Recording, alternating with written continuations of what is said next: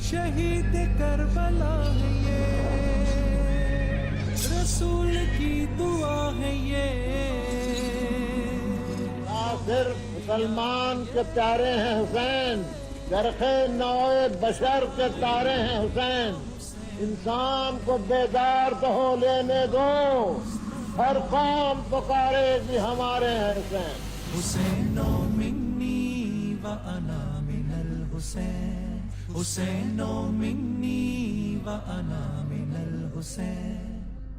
जनाब, एक बार फिर मैं आपको खुशामदीद कहता हूँ। नाजरीन, मंजरनामा ये है कि कूफियों की सैकड़ों और हज़ारों की तादाद में खतूत इमाम अली मकाम इमाम हुसैन अलैहिस्सलाम की बारगाह में आ चुके हैं। अब फैसला हो चुका है कि कूफे की जानिब रवाना होना है। लेकिन उससे पहले इमाम अली मकाम ने एक स्ट्रेटजी इख्तियार की। एक ऐसी हस्ती जो वफ़ाओं का मीनार है, एक ऐसी हस्ती जो एतमाद का मीनार है, एक ऐसी हस्ती जो खुलूस का मीनार है, एक ऐसी हस्ती जो क़ुरबानियों का मीनार है, एक ऐसी हस्ती जो हज़रत अक़ील अलैहिस्सलाम के शहज़ादे भी हैं और दामाद मौला कायनात मौला अली करमुल्लाह वजुल करीम भी है।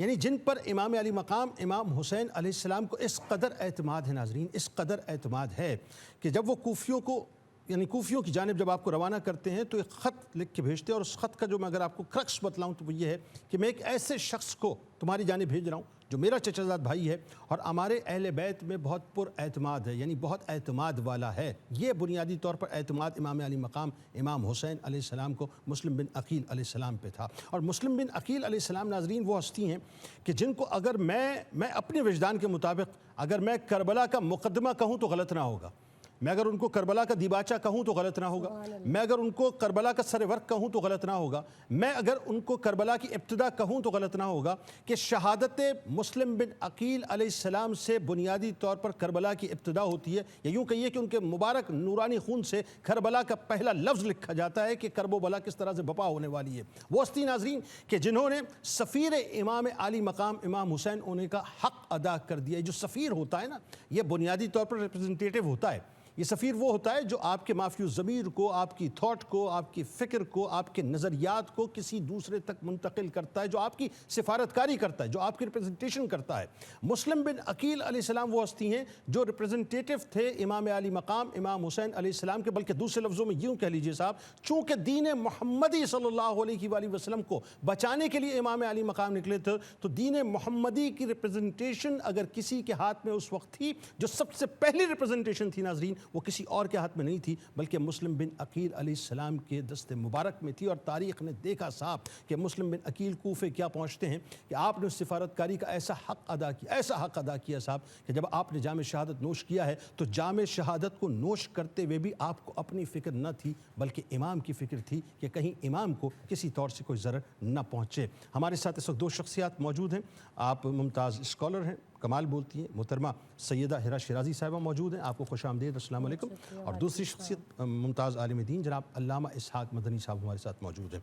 सैयदा साहिबा, मुस्लिम बिन अकील अलैहिस्सलाम इंतखाब इमाम अली मकाम का मकसद बहुत बड़ा और उस मकसद की रिप्रेजेंटेशन उससे ज़्यादा बड़ी, बताइए। आऊज़ु बिल्लाहि मिनश्शैतानिर्रजीम, बिस्मिल्लाहिर्रहमानिर्रहीम।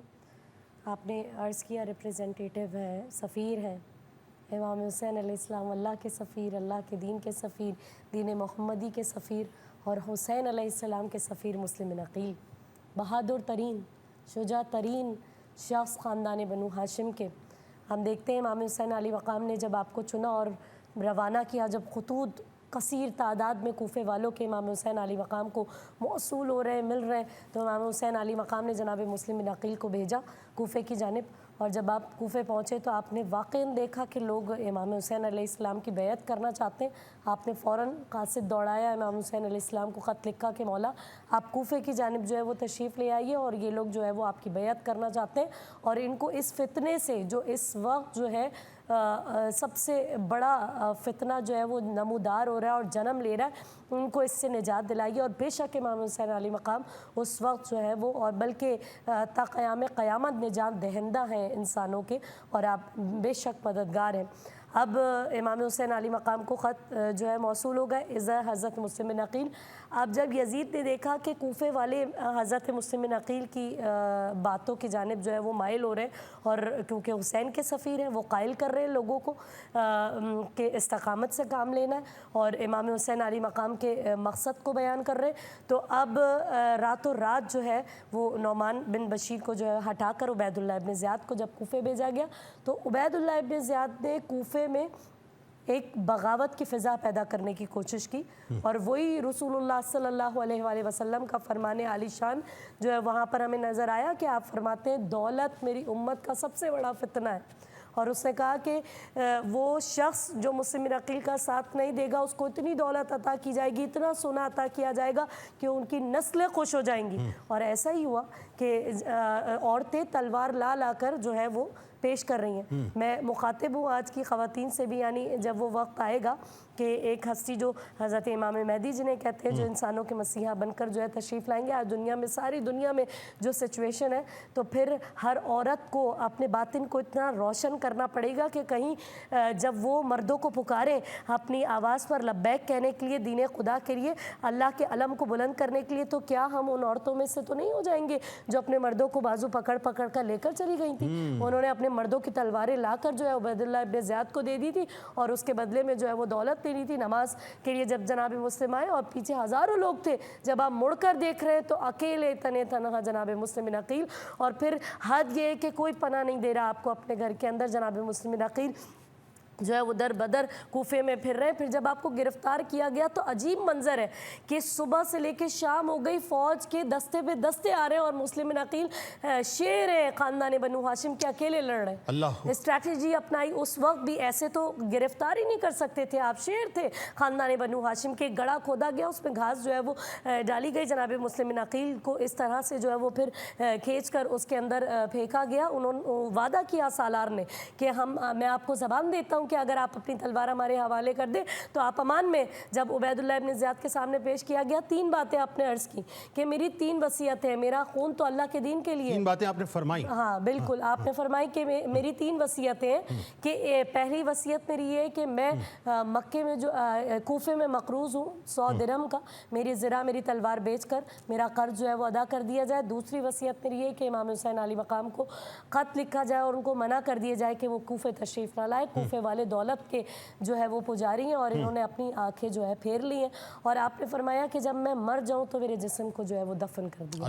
لیکن دارالامارہ کی چھت پر حضرت مسلم بن عقیل کے سر کو جو ہے وہ لٹکا دیا گیا، آپ کے جسم ہتھر کو لٹکا دیا گیا. اور جب بیبیوں کا قافلہ پہنچا تھا، یہ وہی سر تھا جس کے اندر سے آواز آ رہی تھی حضرت بی بی زینب سلام اللہ علیہ کو، السلام علیکی یا بنت امیر المؤمنین.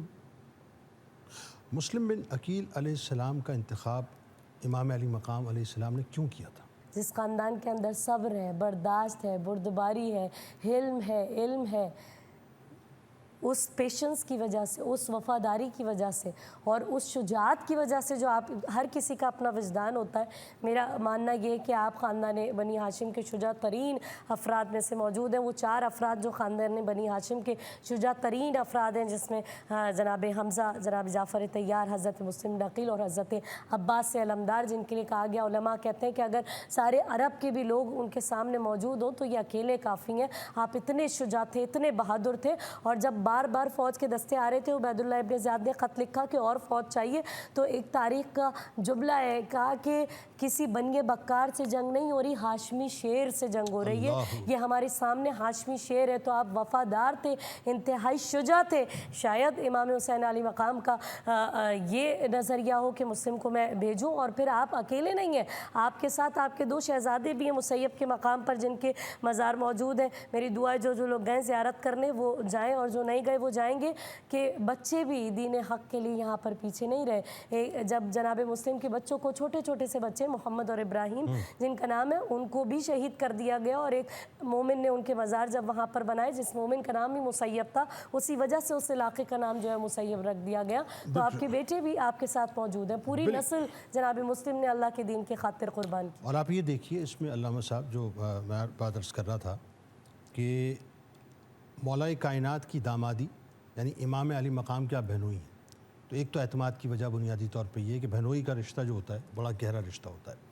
دوسرا آپ ایک اور چیز دیکھیں کہ تسلسل سے آپ مولا کائنات کی بھی خدمت میں رہے, پھر امام حسن پاک علیہ السلام کی خدمت میں رہے, اور پھر امام حسین علیہ السلام کے ساتھ رہے. تو یہ جو اعتماد کی ہائرارکی ہے نا, وہ بھی آپ کو میسر تھی. تو میرا خیال ہے کہ اس وجہ سے بہت زیادہ اعتماد جو ہے امام علی مقام امام حسین علیہ السلام کو آپ پر تھا. لیکن جو اس میں خاص طور پہ جو میں سمجھتا ہوں جو بات ہے وہ یہ کہ بہت بھاری ذمہ داری کے ساتھ سفیر امام ہونا یہ کوئی عام بات نہیں, بہت اہم بات تھی. اور امام مسلم بن عقیل علیہ السلام جس وقت ظاہر روانہ ہوتے ہیں تو ایک بڑی ذمہ داری کے ساتھ روانہ ہوتے ہیں. اس ذمہ داری کے بارے میں ذرا گفتگو کیجیے. وہ ذمہ داری امر بالمعروف کی تھی, وہ ذمہ داری اعلاء کلمات الحق کی تھی. بے شک. بسم اللہ الرحمن الرحیم. دیکھیں حضرت مسلم بن عقیل بن ابی طالب بن عبد المطلب رضوان اللہ تعالیٰ علیہم اجمعین اس شان کے ہیں کہ آپ کی پیدائش اور زندگی کا جو ایک عرصہ ہے وہ آپ نے حضرت علی کی تربیت میں گزارا مدینہ منورہ میں. پھر سیدنا امام حسن و حسین رضی اللہ تعالیٰ عنہما کے ساتھ آپ کا وقت, اللہ اکبر. اور حضرت علی فیض یافتہ ہیں نبی پاک علیہ الصلوۃ والسلام سے, جی جی جی, اور حضرت مسلم بن عقیل فیض یافتہ ہیں حضرت علی سے. ایک اسٹیپ, صرف ایک اسٹیپ. بالکل. اور حضرت مسلم بن عقیل کی خاندان بنو ہاشم میں اور مدینہ منورہ کے علماء و فقہاء میں وہ اہمیت ہے کہ آپ قرآن کے بھی عالم ہیں, آپ رسول اللہ کی حدیث کے بھی عالم ہیں, اور آپ مسائل فقہ کے بھی عالم ہیں. اللہ جب آپ کی سوانح عمری آپ پڑھتے ہیں تو یہ تین چیزیں نظر آتی ہیں. اللہ. اچھا, پھر ہمارے یہاں ایک دو طریقہ کار رائج ہیں, وہ یہ ہے کہ اگر کوئی شخص کتاب سے, تعلیم سے, تدریس سے, تعلم سے وابستہ ہو جاتا ہے تو وہ پھر جہاد اور اس طرف کو چھوڑ دیتا ہے. وہ کہتا ہے میں قلم سے جہاد کر رہا ہوں. بالکل ٹھیک. آپ جہاد بالسیف کے لیے, تلوار کے لیے آپ لوگ چلے جائیے, مجھے اس کام کے لیے رکھ دیجیے. بالکل ٹھیک. لیکن حضرت مسلم بن عقیل کی شان یہ ہے کہ حضرت علی کے دور خلافت میں جو جنگیں ہوئی ہیں آپ ان کے ساتھ موجود ہیں. حضرت امام حسن رضی اللہ تعالیٰ کی صلح میں حضرت امام حسن کے ساتھ موجود ہیں, اور امام حسین رضی اللہ تعالیٰ جب مدینے سے سفر فرما رہے ہیں آپ امام حسین کے ساتھ موجود ہیں. اللہ. یعنی ایک علمی معاملہ آپ کا اپنی جگہ پر, مگر شجاعت, بہادری اور وفا کی اگر کیفیت دیکھیے تو وہاں پر آپ کو یہ سب چیزیں نظر آتی ہیں. تو یہ تو سیرت پاک کے اعتبار سے ذرا ہم ان چیزوں کو دیکھ لیں. دوسرا یہ کہ اہل بیت اطہار کے تمام افراد اور بالخصوص آپ کی شان مبارکہ یہ ہے کہ آپ رات کے آخری پہر نماز میں قرآن کی تلاوت کرنے والے. اللہ. جو تہجد کے وقت کے اندر نماز ادا کرنا, قرآن پڑھنا, یہ آپ کے معمولات میں شامل تھا. اللہ. اب ظاہر ہے کہ ایک گھر کے فرد بھی ہیں, حضرت علی رضی اللہ تعالیٰ کے بھتیجے بھی ہیں, حضرت امام حسین کے چچا بھائی بھی ہیں, پھر بہنوئی بھی ہیں, اور علم اور فضل کے اعتبار سے بھی تمام مجمع کے اندر ایک مقام اور مرتبہ رکھتے ہیں. یعنی اس کا مطلب یہ ہو کہ سفارت کاری ہمیشہ اس سے کرائی جائے جو تقوی میں, علم میں اور پرہیزگاری میں بھی ممتاز ہو. حضور والا دونوں چیزیں, اگر علم کا آپ نے ایک ہاتھ میں کتاب پکڑی ہوئی ہے تو دوسرے ہاتھ میں تلوار بھی آپ کے ہونی چاہیے. اللہ اکبر. یعنی سفارت کاری فقط علم کا نام نہیں ہے, سفارت کاری سچویشن اور حالات کو دیکھتے ہوئے فیصلہ کرنے کا نام بھی ہے. یعنی بات یہ ہے کہ وہ علم کے میدان کے بھی مجاہد تھے اور اصل میدان کے بھی مجاہد تھے. اصل میدان کے مجاہد تھے. اور یہی صفات ہمیں آپ اہل بیت اطہار میں دیکھیے, حضرت علی رضی اللہ تعالیٰ عنہ میں دیکھیے, جو صفات وہاں آپ کو نظر آتی ہیں کہ حضرت علی کے ایک ہاتھ میں اگر قلم ہے کاتب وہی ہونے کی صورت میں تو وہی تلوار بھی موجود ہے آپ کے ہاتھ میں. تو یہی صفات, کیونکہ حضرت علی سے آپ نے تربیت لی ہے, حضرت علی کے براہ راست شاگرد ہیں آپ, تو اسی لیے حضرت علی رضی اللہ تعالیٰ کی جو خصوصیات و صفات ہیں اللہ نے وہ آپ کے اندر پیدا فرمائی ہیں. ان شخصی اوصاف کو آپ سامنے رکھیے. اب ان شخصی اوصاف کو سامنے رکھنے کے بعد آپ اندازہ لگائیے کہ کیا خاندان بنو ہاشم میں حضرت امام حسین رضی اللہ تعالیٰ عنہ کے پاس کوئی اور افراد موجود نہیں تھے, لیکن آپ نے انتخاب فرمایا حضرت مسلم بن عقیل کا. وجہ کیا ہے؟ وہاں پر جانا ہے تو کہا کہ امام حسین رضی اللہ تعالیٰ عنہ کے نام پر آپ نے بیعت لینی ہے. تو جس شخص سے بیعت کی جا رہی ہے اسے بیعت کا حامل صفات ہونا بھی تو ضروری ہے, اس کی صفات بھی تو ایسی ہونا. پھر آپ نے ڈائیلاگ کرنا ہے, بات چیت کرنی ہے, تو لہذا بات چیت کرنے کے لیے آپ کو موجودہ حالات کے ادراک بھی تو ہونا چاہیے جس میں حلم بھی اور تدبر بھی ہو. تیسرا پھر آپ یہ بھی دیکھ لیجئے کہ لوگوں کو کنونس بھی تو کرنا ہے, تو ظاہر ہے کہ جوش خطابت بھی ہونا چاہیے, فن تقریری بھی ہونا چاہیے, اور حقیقت کو حقیقت سے قریب تر کے بیان کرنا یہ بھی آپ کے اندر صلاحیت ہونی چاہیے.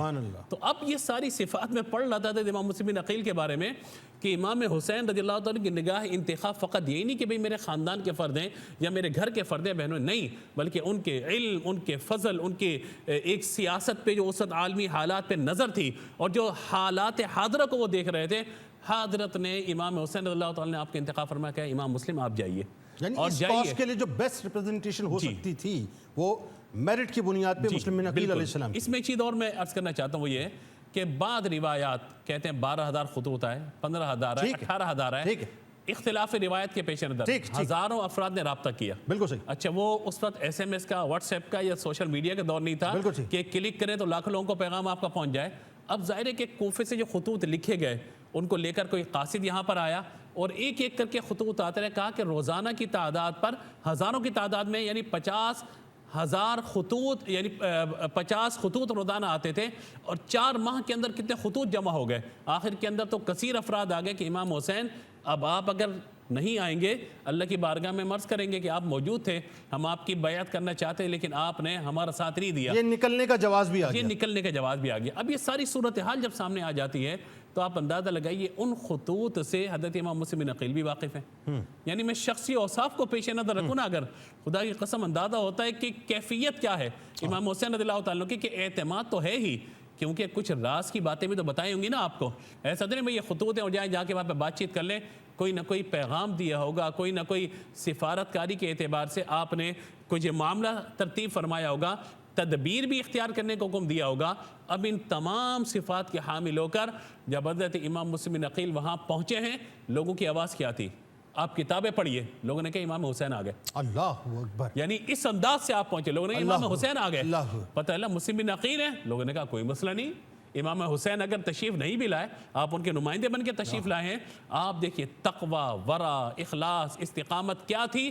انہوں نے سفیر امام حسین کو یہ سمجھا کہ گویا کہ امام حسین تشریف لے آئے ہمارے پاس. سفیر ہو تو پھر ایسا ہو, سفیر ہو تو پھر ایسا ہو کہ گویا کہ تمام صفات حاملہ جو صفات موجود ہیں ان کا حامل فرد ایک یہاں پر آیا ہے. لیکن کوفیوں کا لا یوفی ہونا یہیں سے شروع ہو گیا. یہیں سے شروع ہو گیا. یعنی آپ دیکھیں نا کہ جو تاریخ بتاتی ہے کہ 12,000, 15,000, 18,000 تک لوگ جو ہیں وہ جس امام کے پیچھے ان کی امامت میں نماز ادا کر رہے تھے, مغرب کے بعد پھر ایک منظرنامہ چشم فلک نے یہ بھی دیکھا کہ جب پیچھے پلٹ کے آپ نے دیکھا ہے تو کوئی ایک آدمی بھی وہاں پر موجود نہیں تھا. میں یہاں پہ ایک جملہ عرض کرنا چاہتا ہوں.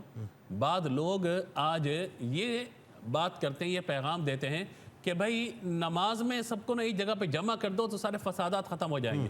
نماز میں سب کو ایک جگہ جمع کر دو, سارے فتنے فساد فرقے ختم ہو جائیں گے. میں نے کہا یہاں تو یہ پوزیشن ہے کہ اللہ اکبر کہا جائے تو ہزاروں کا مجمع اور سلام پھیرا جائے تو کوئی بھی موجود نہ ہو پیچھے. اور پھر بعد نماز پڑھنے والوں نے, اور ان کے پیچھے موجود نہ ہو جو ہاشمی ہیں. جی جی جی جی, آپ سوچیں جو ہاشمی ہیں. اندازہ لگائیے کہ بعض لوگوں کے پھر ایمان کا اندازہ آپ کیسے تول سکتے ہیں. تو یہ ہمارے یہاں بعض اوقات یہ نفاق کا معاملہ بھی آ جاتا ہے, لیکن وہاں پر آپ اندازہ لگائیے امام مسلم بن عقیل کی آواز میں وہ درد تھا, وہ سوز تھا, وہ کیفیت تھی کہ آپ نے لوگوں کو امام حسین کے نام پہ جمع فرما لیا.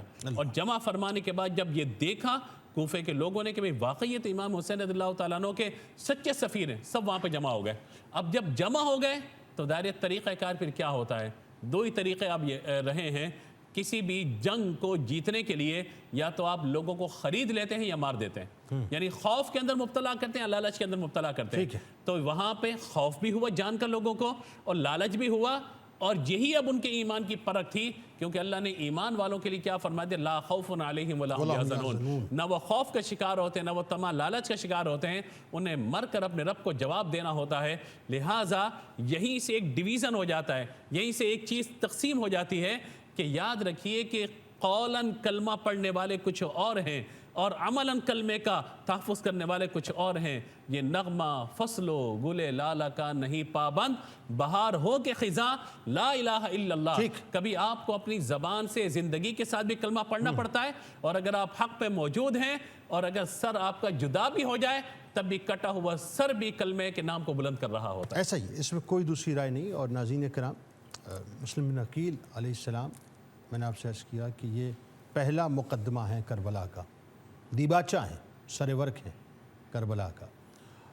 لیکن قربان جائیے ان کی محبت جو امام علی مقام امام حسین علیہ السلام کے ساتھ تھی, شہادت کا جام نوش کر رہے ہیں, فکر اپنی نہیں تھی, نہ اپنی فکر نہیں تھی, اپنے شہزادوں کی فکر نہیں تھی صاحب, محمد اور ابراہیم علیہ السلام کی ان کی فکر نہیں تھی.